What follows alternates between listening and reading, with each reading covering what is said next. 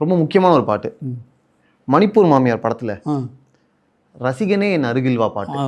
அந்த பாட்டு எனக்கு தெரிஞ்சு இளையராஜா அவர்களுடைய பாடல்கள்லேயே ரொம்ப முக்கியமான ஒரு பாட்டாக நான் அதை பார்க்குறேன். ஏன்னா டைரக்டாக அவங்க தங்களுடைய ரசிகர்களுக்கு பாடுற ஒரு பாட்டாக அது அமைஞ்சுது. ஏன்னா உங்களோட வரிகள் அப்படி இருக்கும். தெரிந்ததை நான் கொடுக்கிறேன், தெம்மாங்கு ராகங்கள் சேர்த்து, இதயங்கள் சில எதிர்க்கலாம், எதிர்ப்பவர் அதை ரசிக்கலாம், நான் காணும் உள்ளங்கள் நல்வாழ்த்து சொல்லுங்கள், நாளும் காணும் இன்பம் இன்பம்.